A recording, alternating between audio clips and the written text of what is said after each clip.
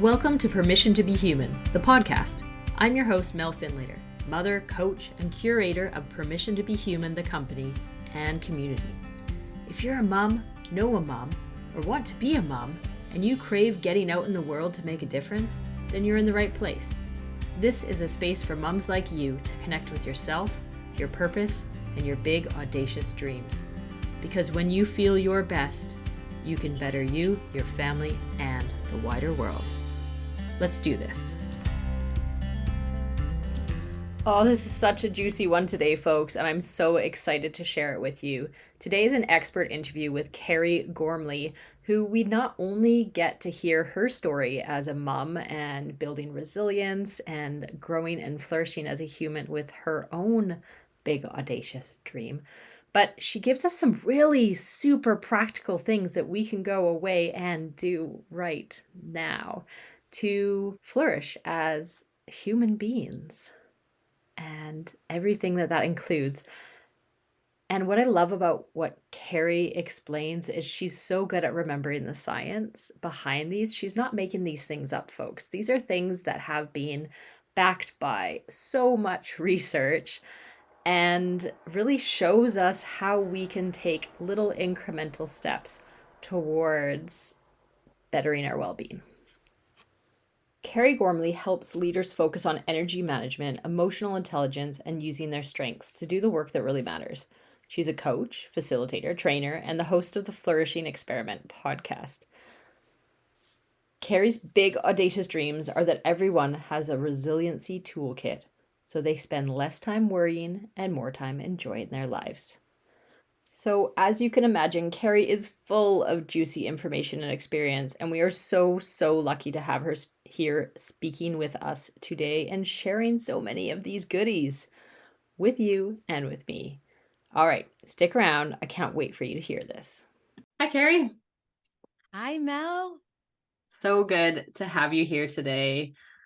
Let's just start out a little bit by you telling me a little bit about you. I know about you. Tell the listeners a little bit about you. I've actually known Kari for, I don't even know, a couple of years maybe. Right. We've done some coaching together. Literally, like, Kari, you've coached me and helped me through all sorts of things.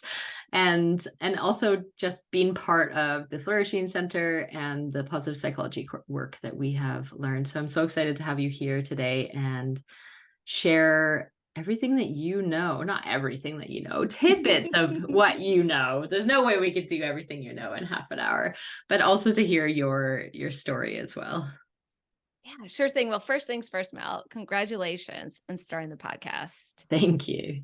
I'm so proud of you. I know this was a dream of yours for a while and you're doing it. Yes. Thank you. Yeah, it's a big one. And I do like to tell people like I thought about this for 4 years, right? Oh, I didn't. Okay. I did. And sometimes that's how long it takes. Exactly. The time wasn't quite right for it at any other point. And then I just put my brave pants on and said, now it's time to try and get it out there. And it makes a difference to me. And I hope makes a difference to the listeners out there too. I'm sure it does. It's an example of what we learn in positive psychology of good, bad, who knows. Mm-hmm. And some things that we're so disappointed don't happen can turn out to really work well for you. You had asked to share a little bit about myself, and I will share them out here in Wilmington, Delaware, just outside of Philadelphia. I originally grew up in Wisconsin and have lived in Sweden and Stockholm and also in Northern Virginia before here in Delaware.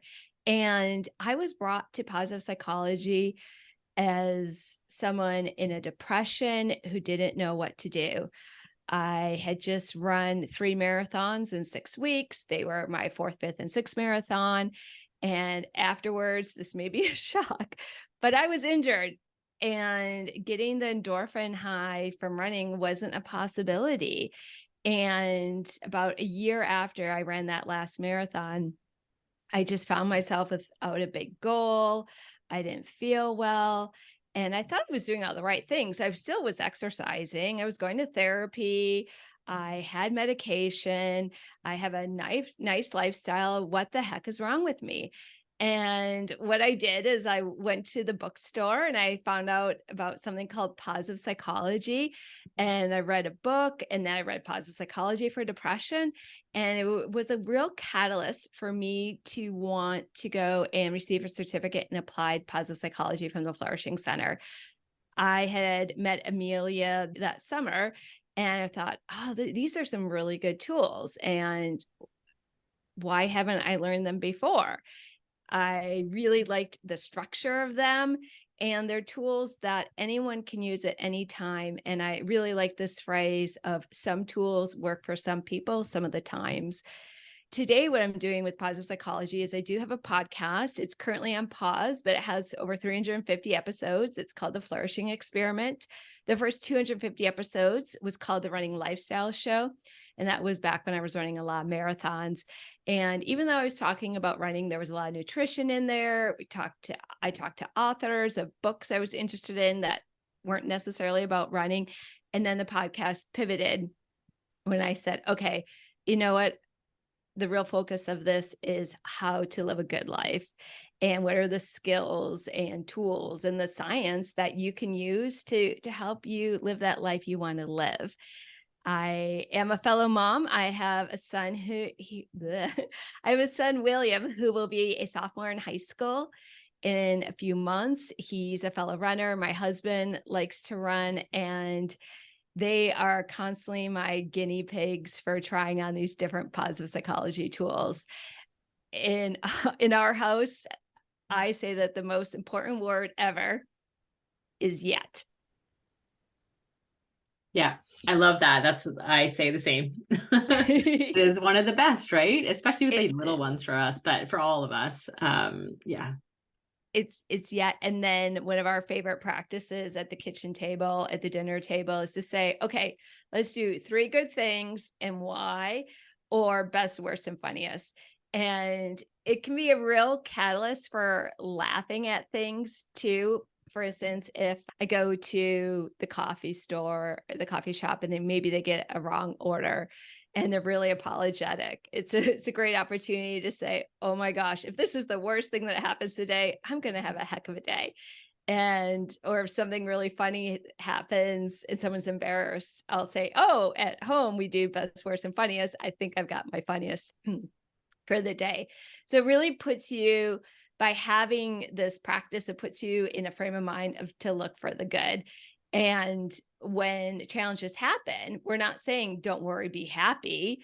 When challenges happen is, okay, how can I use self-compassion and to come up with a quick plan to help me bounce back from this, and not to just stay angry, frustrated, whatever it may be. Now, we know, Mel, of course, that it's important to feel your feelings so that you're not stuffing them, because what you resist persists. And there's also a balance of feeling them and saying, okay, let's go on to the next. Yeah. Oh, there's so much there. Firstly, I love that I've always admired your ability to bring humor into life and situations. And that was a really good prompt with the best, worst, funniest. It's quite challenging to say.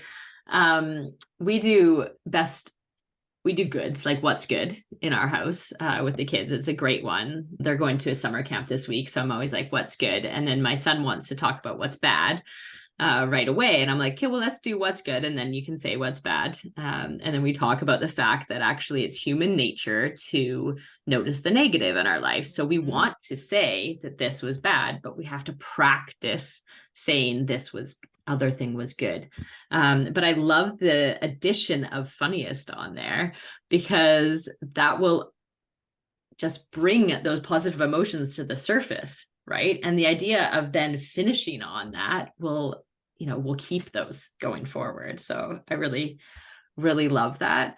And then when you were talking about running, that was definitely, I actually just came back from a run. I'm doing the Coach to 5K right now. Nice. All right. Which I was just doing a little live right before we started talking, actually, about why I chose to do the small instead of the 6 marathons. Firstly, I've never chose marathons, just gonna say that. But yet But Although instead of I'm more of a, but I will go hard. I'm like, go big, go hard. That's my like natural tendency as an athlete for my life. But this time I was like, hey, I haven't run in like 2 months. Actually, I need, my body and my mind needs me to go slow. And I'm thinking about it from a positive psychology perspective more than I ever have before. And I think that athletes, there's a real space for positive psychology in that world, and thinking about training our brains just as much as we're training our minds and learning that self-compassion and that self-love. And I think of it as like, I'm training building the neural pathways and growing the neural pathways in my brain to realize that I can run every second day for, at first it's only like 8 minutes, right? It's like 60 seconds on, 90 seconds off, and you kind of keep going. But it doesn't matter how much running it is, because my brain is like, yep, oh, I can do it. I can run now. And then, not to mention, I'm not going to kill my knees and injure myself and all the things that we like to do when we work too hard. Exactly. There's a lot of science out there right now that I'm subscribing to that shows that women who are in their perimenopausal time of their life to actually sprint all out for 30 seconds and then to maybe walk for 5 minutes. So you really, really recover, and then to go all out and to work those fast twitch muscles. It's not the type of running I obviously did running marathons, and it still gives a nice endorphin high. So a lot of my training has really evolved into zone 2 training, where your heart rate's pretty slow. So if you're going for a walk, and then picking and choosing when you go all out and you just go out for short bursts of time. With that said, there's nothing that beats that cardio, that high, the endorphin high. I was just at Peloton Studios in New York City and did a lot of classes on Monday, and they were at higher cadences, and it was so much fun. And I have been recovering ever since and being gentle with my body, which I wouldn't have done before. Yeah. It's our vessel for our lives. And how do we want to treat this vessel? Yeah. I love that you've taken, your journey that you're describing there is combining that athlete, that running, that you had found an outlet, I'm sure, to be able to give yourself that positive emotion through running. And then that injury taught you that there are other ways that we can also do this, and probably healthier, more balanced ways to do it while still being able to, once no longer injured, use your old technique as well. So I love that example. Yeah. Thank you. Awesome. And I love that you're out there doing your podcast. I know you say it's on pause. I'm fully convinced you're going to get back into it, but do go and listen to it. I've listened to it, and it's just so nice to hear the science behind all of this, because so much of it is talked about. There's plenty of podcasts out there. There's plenty of books out there, and, self-care and all of that. But what I love about positive psychology is that this is based on actual research. Right? We're not just talking fluff out our butts here, right? Exactly. It is based on real work, and yeah. And I think that's what the gift is of positive psychology, that Martin Seligman back in the late 90s got a group of psychologists together and said, let's focus on what's right. Of course, we have to help people who are south and neutral get to neutral. But what about going from neutral to north? And it's very fulfilling to know that there's science behind this. Of course, we've always had self-development, and let's put the science to it. It's a younger field, and it's a field that thankfully we were in it before COVID. So we had some skills ready to go. I think did you take CAP during COVID? Oh, you did. I took CAP during COVID. It was the perfect time to do it, actually. Yes, it was. It was intense. It was intense. And you found that, as you mentioned before, Mel, that we're building new neural pathways, and we can do it at any time. And our brains do have a negativity bias. Yes, because we have to be ready to protect ourselves, but things aren't as they were in the prehistoric days, where something could jump out at us and eat us. So it's our training our nervous systems to calm down and a lot of times, I know Carol was on talking about havening, is a lot of times we first have to go to our amygdala, also known as Amy, to calm our bodies down before we can get to that prefrontal cortex and come up with a plan. The havening and positive psychology work beautifully together. Agreed. Yeah. And if anybody's listening and hasn't listened back to that havening episode, I highly recommend it. It's with Carol Williams Love, and havening, just in really simple terms, is, like you say, getting into that Amy and really like telling our bodies that we are safe so that we can actually start to think and use our thinking brain in the appropriate way. And it's a very body way of doing that. I like to rub my hands together. That's my favorite one. I don't do it a lot on podcasts because I feel like maybe you can hear me rubbing my hands, but I do it a lot on like Zoom calls or anything else. And, whether it's that technique or that tool or another one that people use, the key is like all of these for me have helped to have that self-compassion and to realize that my body needs that. Right. My body just doesn't feel safe. So of course, all these other things aren't happening the way I want them to. Right. Yeah. And that's normal. That's human. That's human. Exactly. And that's the whole permission to be human thing, right? That's why this podcast is called that, is because as humans, we will feel all the feels, and sometimes we don't want to. No, we don't. Right. Yeah. We don't. I just went and checked real quickly. I saw it was episode number 4. I want to go back and listen because I adore both you and Carol. So I can't wait to listen to episode 4. Awesome. That's awesome. Thank you. Right. So tell us a little bit about you and your journey, and what is your big audacious dream? Yeah. So my journey, I would say a big impact on my life has been being very curious about travel and other nationalities. And I grew up where my dad worked for General Electric, and if he had colleagues coming over from England or Japan, we'd have them over for dinner. And our neighbors had exchange students. So I was always interested in travel. And I was an exchange student in college in northern Sweden. And then I was really fortunate and had an internship at an American software company that is worldwide, and had it in Wisconsin. And then I was able to actually work for the same company in Stockholm, Sweden for 4 years. And so that was that was fascinating to be in an American company in Sweden, because the two cultures are very, very different. I knew someday I would come back to the US, and I did after taking a trip around the world by myself. And I actually landed in northern, my gosh, my voice here. I don't know what's going on. I landed in Northern Virginia, and that's where I met my soon to be husband. And what happened was, or I shouldn't say happened, but we moved to Wilmington, Delaware, when I was pregnant with our son. And we absolutely love it here because it's easy to get to Philly. It's easy to get to Wisconsin. It is with the flight, but it's also easy to get to Northern Virginia. So when you say, what's your story? I would say my story is following my curiosity and learning in time. If I don't know how to do something, okay, well, let's go and learn it. I absolutely love to talk to people, hence the podcast. And I'm always on the lookout for something that will give me more energy, help me feel better, something I can share with people. I love to learn and to teach.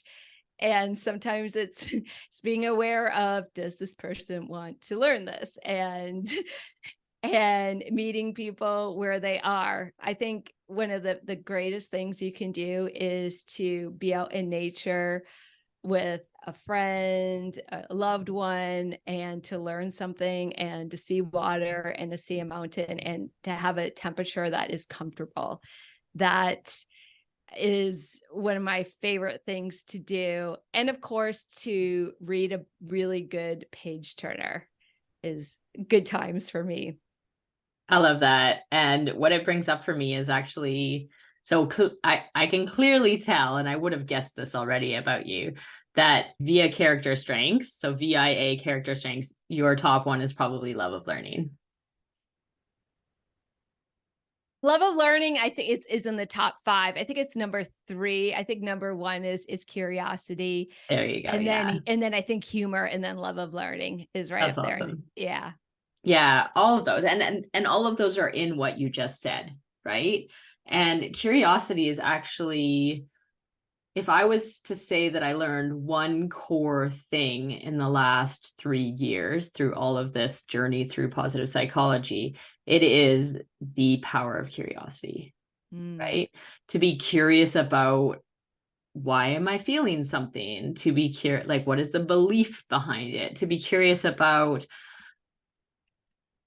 if I'm frustrated with someone else, actually bringing curiosity brings out the empathy as well, right? I'm like, oh, like, I wonder why they're acting like that today. Like, what's this all about? It's helped me in, like, I really don't like small talk. I'm sure, you weren't in my class. We did rules at the beginning of CAP, by the way, is Certificate in Applied Positive Psychology. We did rules at the beginning of the class, and I said, can we just skip the small talk? Like, I wanted that to be the rule. Right? Yeah.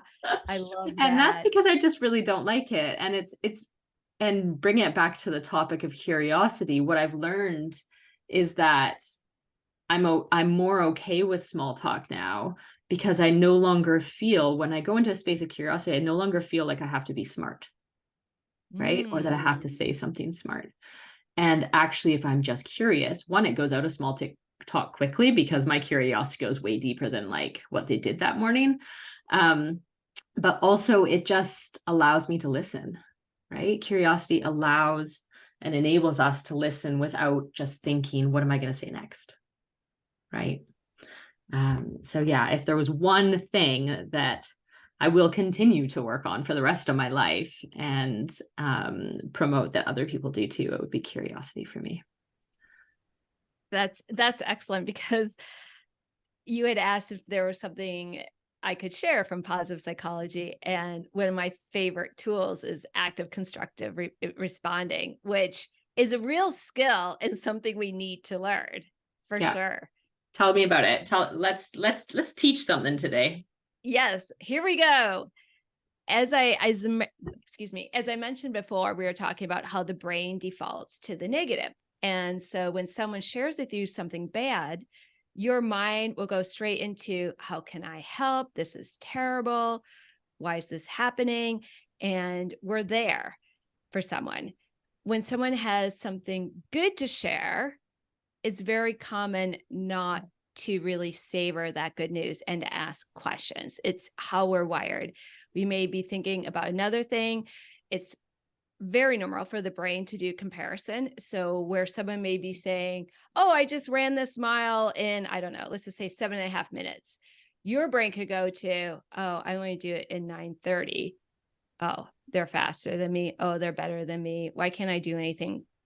And down the spiral it goes. So active constructive responding is a really crucial key, and research behind this. Why you should do this is, if you ever are feeling down, I'm not a psychologist, there is research done by psychologist Sonia Lubomorski out of, I think she's at Berkeley, and it was in 2007, that actually showed people who engaged in active constructive responding 3 times a day for a week had less depressive symptoms.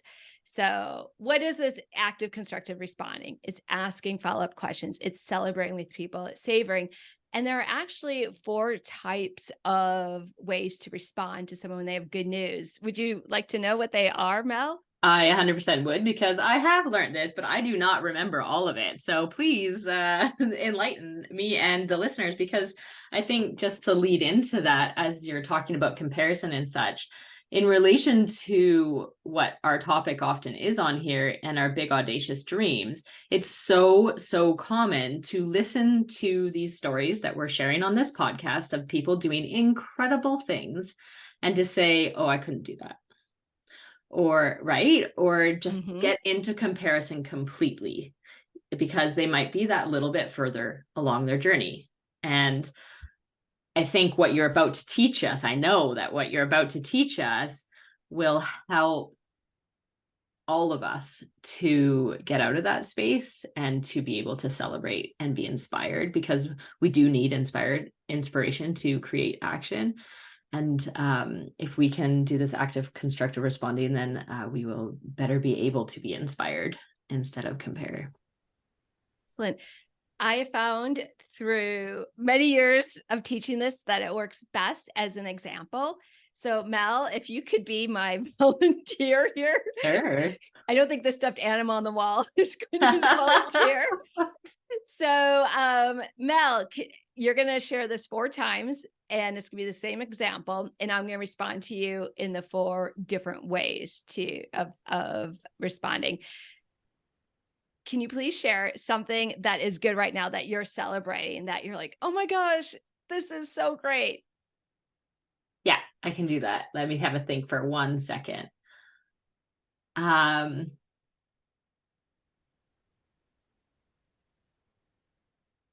Okay, the one that's coming to mind, funnily enough, is just something I'm excited about. Let's see if it'll work in this context.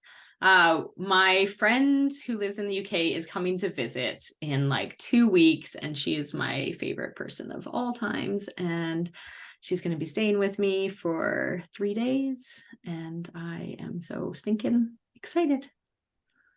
That's nice, Mel. And I'm really sure you're happy to see a friend. And I just want to make sure you don't overdo it, because I know you have a husband, you have 2 kids, you have a big dog. I think it's a puppy, and you've been training the puppy a lot, and the puppy kind of jumps on people when you see them. So I just hope between the puppy, the kids, your husband, and your friend that you don't like burn out or get overwhelmed by your friend coming. Yeah. Thanks for pointing out all my anxieties. So that is what we would call active destructive responding. I actively went after Mel and destructed her good news. And you didn't really, like, at this time you did it on purpose, but we all do this. Like, that's the thing, yes. right? And the important thing is to catch ourselves doing it, but we're not doing it to try to be destructive. No, right? absolutely That's the not. key thing. Self-compassion, self-love, as we learn this, right? Absolutely. Because it is the human natural way to sometimes jump down that path. Completely. If you were thinking just now, like, oh my gosh, that sounds like something I would say. Yeah. This is where we say how fascinating and permission to be human. Yeah. Once you know better, you do better. Yeah. Okay. Can you share your good news again? Yeah. I have a friend that is coming over from England for 3 to 4 days, and I'm so excited to see her. She's going to be staying in the suite and going to go to the lake a lot, and I'm just feeling really excited. That's nice. Did I tell you that I am going to family camp this summer in Vermont? It's going to be our first time, and I am so excited. And before that, we're actually going to go to Quebec City. Pretty cool, isn't it? That's so cool. Yeah. So that was being like, that was being a little active, but in a constructive way, but still it's not helping you. And you know what, Mel, permission to be human, that was actually more of a passive destructive. Did I just say that? No, you said active, but yeah, that was actually being more passive. Yeah. Active was when I was saying, don't overdo it with your friend.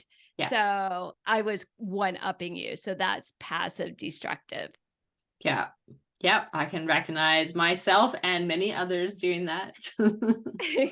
Yeah, because we want to make connections as humans, right? So we're connecting that story they just shared with something cool, like exciting that's coming up in our lives. It makes sense. But it doesn't feel very good on my end. I'm like, oh, thanks for not caring.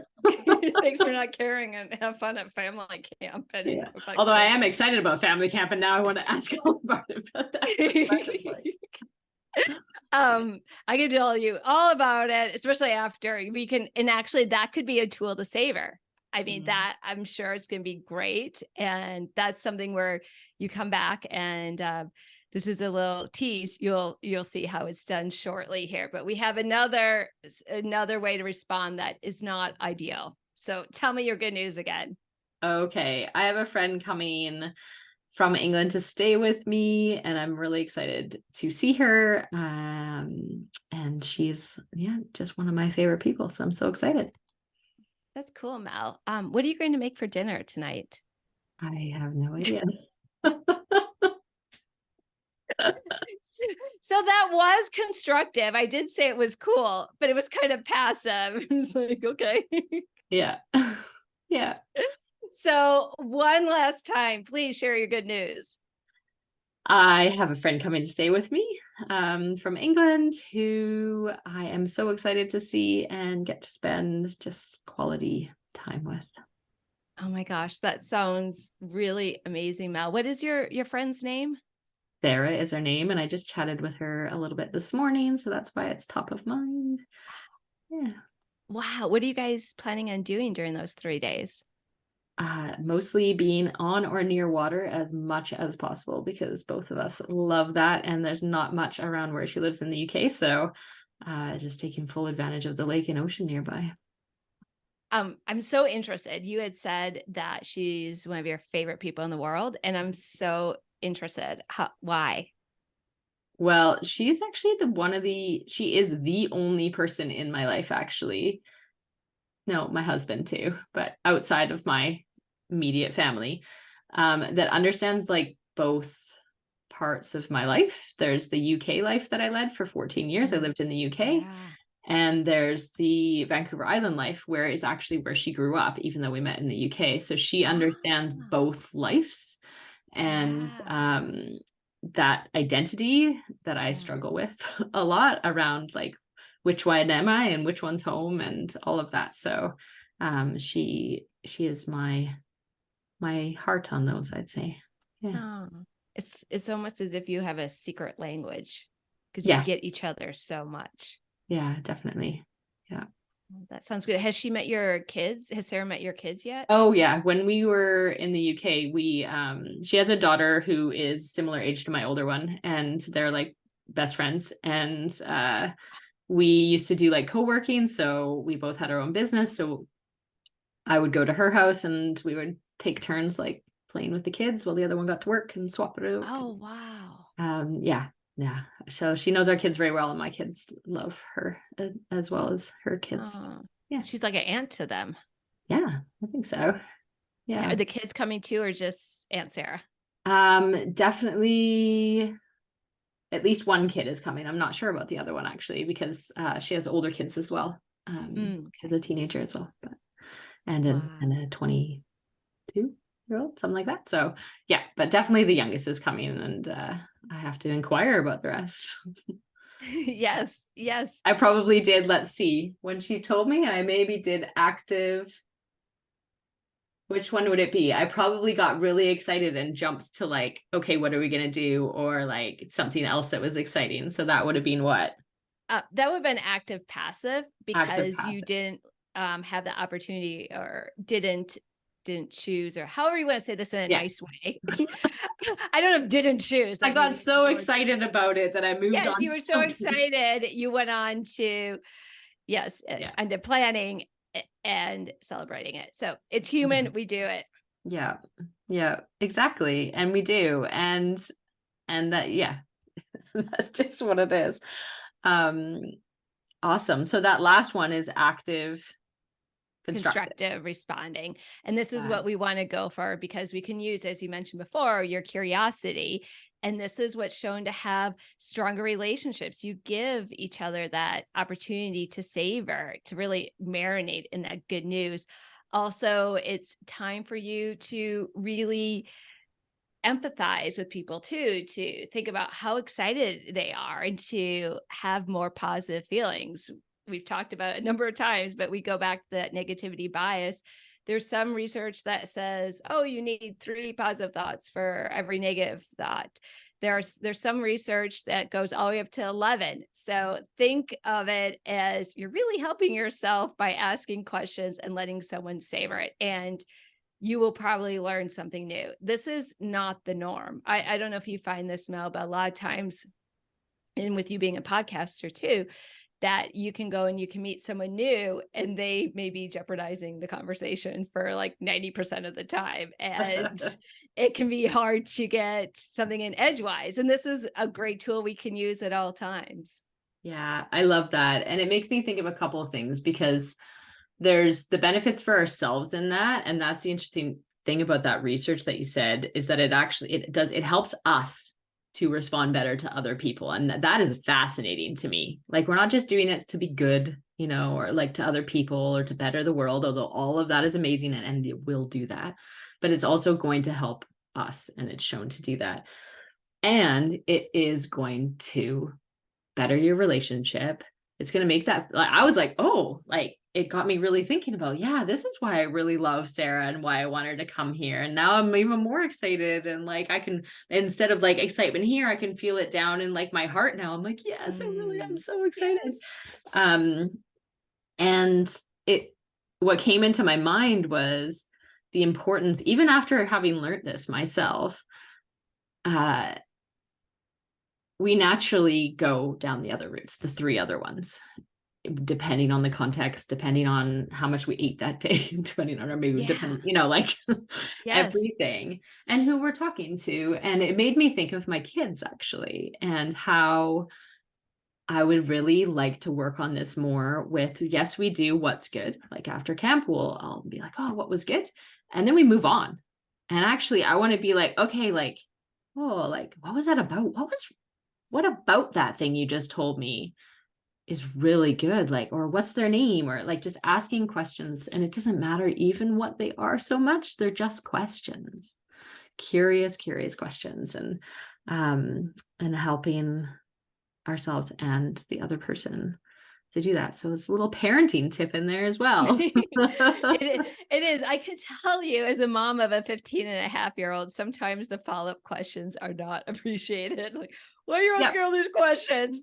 And so it's a real balance. In the moment, they're not, though. But you know what? I am absolutely positive that when they're older, they'll be glad that you asked so many questions, even if they didn't want to answer them, right? Because that's way better feeling than all of those other ones. Right? If it's like, oh, that's good, and walking away, then like, how does that make you feel loved? Right? But if you're curious, even if they don't want to tell you because you're so darn nosy, right? Like, then they're going to feel loved. And that's really what we want for our kids. Yeah. So. It's like, how do you spell love? Time. And maybe we would be now QUEST. IONS. Curiosity. ACR. Active constructive responding. That's how you spell love. Yeah. And I think the other thing it makes me think of is sometimes I think it gives me words to realize why sometimes in a conversation I don't feel good at the end of it. Right? And you look at it and like, nothing bad was said. I can't figure out why I feel this way, but it's because someone has responded in a way that is not active constructive, right? So you don't feel as excited about the exciting thing that you just came in to share, right? So I think that's a really important thing to acknowledge, that that's a normal feeling to walk away from a conversation with if it wasn't responded to in an active constructive way. Now, I'm going to give a little tidbit as someone who learned so many of these darn tools and wants to go and teach my husband all of them so that he can do them all with me so that I feel better about myself. Don't do it. Yeah, no, don't do it. Don't be very sly about how you do it. Right? And do it through example, I think, is actually probably the best way. And same with kids and anyone, right? It's like, okay, let's work on our own active constructive responding. And then like people be like, oh, that was really nice how they did that. And maybe they'll start to pick up on it. Yeah. And sometimes, it's about having the difficult questions. I do remember one time, and it was early in my positive psychology journey, that something really, really, really good happened to me. Yeah. And granted, I called my husband from the car because I was so excited. I had just found out, and he didn't say too much. And then And then he was on to, what are we going to make for lunch? Or he was going to the grocery store. So he wasn't in that full Yeah. mood. And actually I talked to him later. I said, I was so excited. And I wish you Yeah. had asked more questions. And sometimes you can just lead someone into it. You can be like, oh my gosh, guess what happened? I can't wait to tell you, because I know you will so get it and savor it Yeah. with me. So you're kind of like really preempting Yeah. them, or persuasion, I think it's what it's called. Let me savor this with you. Great word. Yeah, yes. And it really, it's really a gift. It's really a gift where us who get it then do it with someone else. And I can think of a time when a fellow capster did it with me after a talk I had done, and we just savored and we knew what was going on. And we Yeah. also know what the person's doing. And yet we still really enjoy it too when they ask the follow-up questions and do active constructive responding. Yeah, exactly. And, it's leading my mind into this space. I talk about possibility a lot, and I actually call myself a possibility coach now. And because Ooh, I I like love living in that space where we're looking at the ideas and the possibilities, and we're helping ourselves to see that things are possible.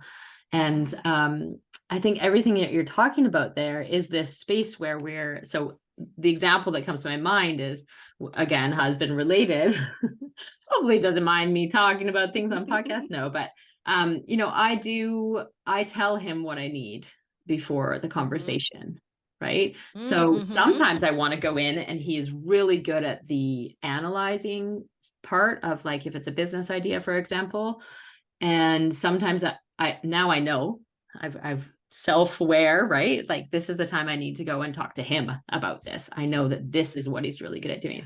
And sometimes I want to be able to celebrate with my husband about this crazy idea that I have, or this thing that happened, or whatever. And yeah, you're right. Like, persuasion, as you put it, like, I go in and I say, right now, I just need you to be excited for me Yes. and to listen and not question it. And later we'll do that. And he's like, okay. And then I'll be like, and then you do this and this and this and this and this. He's like, oh, wow. Okay. That sounds amazing. And ideally ask the question afterwards. We're still working on that part, but at least is excited with me. Right. And I think we can practice that. It's really helpful. I find sometimes, because humor is such a big high strength of mine, it's effortless for me. It gives me energy, is to put nicknames on it. So I may tell my husband about a problem or a challenge, and I may preempt it as, okay, I want to talk to Robert Gormley, MBA. Or he'll even ask me a question, be like, okay, do you want me to respond as your husband, as Pumpkin? Or do you want me to be Robert Gormley, MBA? And I love that. it's really good, because Yeah. we had some challenges before. And then, so now I'm very fortunate. Robert's very open to feed forward. And if there are things where I go off the handle, like, they rarely happen again. We don't get to that point. Yeah. And I'm really, really grateful, because sometimes getting feed forward, we're not all open to it. Yeah. Yeah. I love that. There's this part that we've talked about in terms of, like, preempting and, like, asking for what we need from a response from someone going in. And there's also choosing the right people for the right things to share. And in that episode where we talk about the steps to connect with your big audacious dream, once you've got an idea that is like big and kind of crazy and it's super audacious, it's really important who we tell, right? And actually, that person, what we're asking for is, we're looking for the person who's going to do this, who's going to be so excited for you that they are going to cheer you on. Like, it doesn't matter if you just told them that you're going to, like, go step on the moon, right? Like, they will be excited for you because they know you can do it, because they believe in you. And they'll ask you more questions about it, which will make you get clearer about what it is, right? But the types of questions that you just did, that active constructive responding, that gets you more excited, not worrying about what could go wrong, right? And it's just so important to find those people in your lives. And I offered then, and I'll offer now, that I will always be that person for literally anybody that wants to have a 15-minute call. I would be so excited to be the person that someone told an idea to, because that's where my energy comes from, right? I love living in that space of possibility. You do. I've seen it in action many a times. Yeah. So I think it's so important that lesson you just gave us about active constructive responding, or ACR is the short version. But thank you for sharing that teaching with us. And I'm so excited that you're out there teaching people this and so many million more things to build up their resilience. And as Amelia, who's the head of the Flourishing Center where we were both trained, would say, bounce back better from the hard things that are going to happen in life. Like, just because we do positive psychology doesn't mean we're happy all the time. It doesn't mean that crappy things don't happen to us, because they do. But it means that when they do, we have the tools to bounce back better than we even were before it happened. Exactly. Yeah. Amazing. Is there anything else that you would like to share with the listeners of our podcast? We've got a lot of moms listening in who are at different stages of their dreams, maybe thinking of what they are, maybe they're out there doing it, but they're feeling a little nervous. What would you like to say to them? I'd like to say you are not alone, that everyone has doubts. I have them all the time, that no one is better than you. If someone can run faster than you, maybe that same person really is envious of your family or whoever it may be.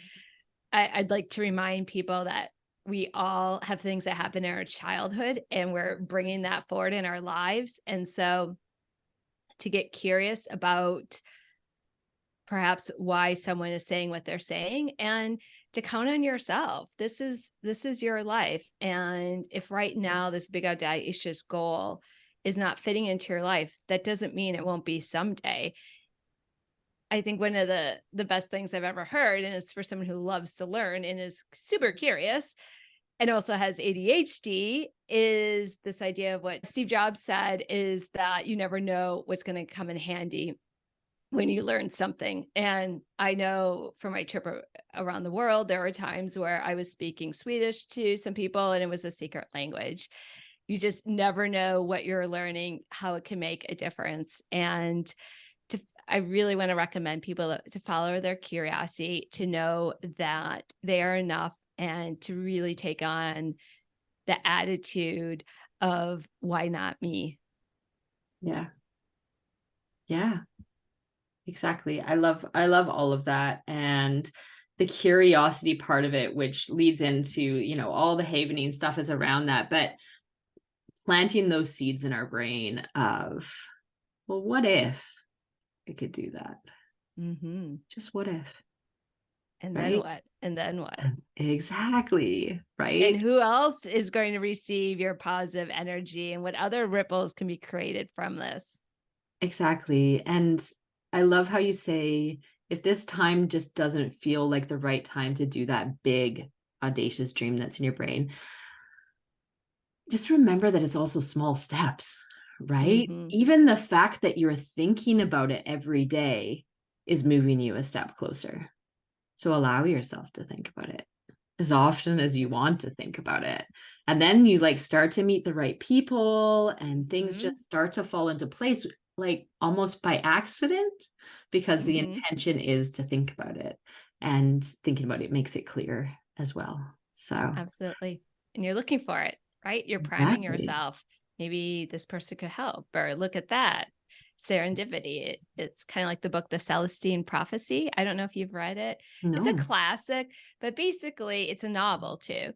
The idea is that you will meet the right person at the right time to help you on your goal. And it goes back to something I said earlier too, of good, bad, who knows.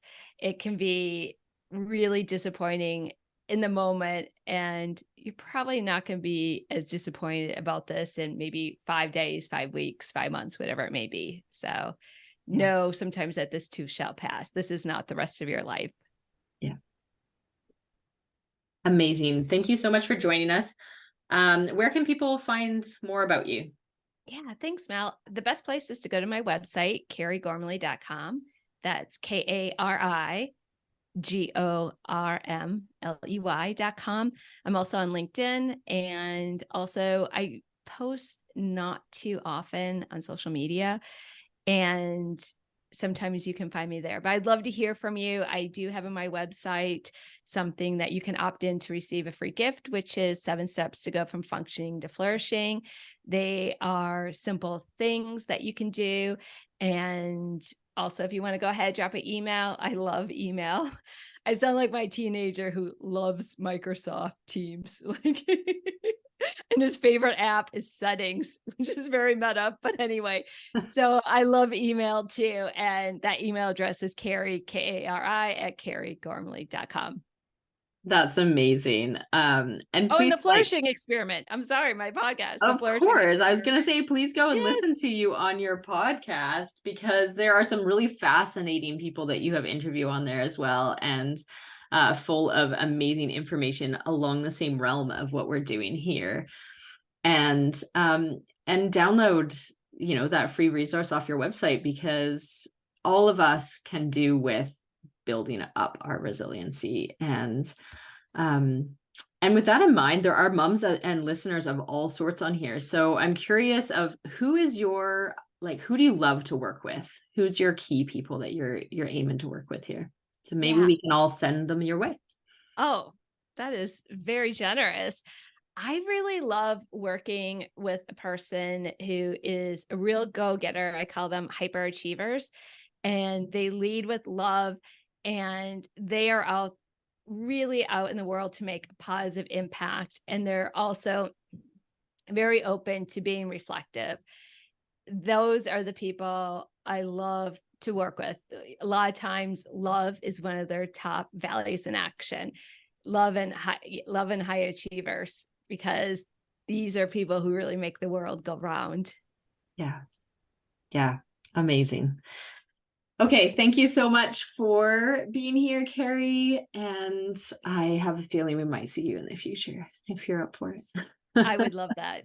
Thank you, Mel.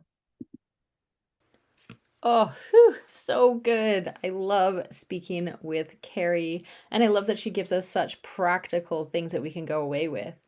Like, think about it. Now you can go away knowing what active, constructive responding is and improve the relationships that you have, but also your own well-being. It'll boost you if you practice, and I say that word very clearly, practice, not get perfect right away, the ability to respond to people in this way. I know I will definitely be focusing on this going forward.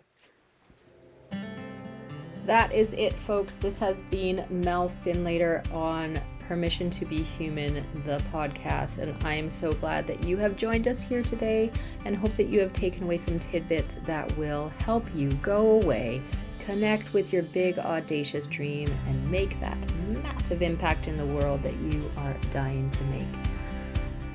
If you liked today's episode, please like it, share it. Think of one person that you think would also like it, and send it on over to them. Let's get this out there, and more moms feeling like themselves, inspired, dreaming big, and out there being them. Please do head on over to find me on Facebook with Permission to Be Human, or Instagram, or you can even pop me an email and say hello at permissiontobehumanalways@gmail.com. Say hello and let me know that you listened. What did you like about it? I would love to hear. If you didn't like it, I don't really want to know. Just kidding. You can share that if you want.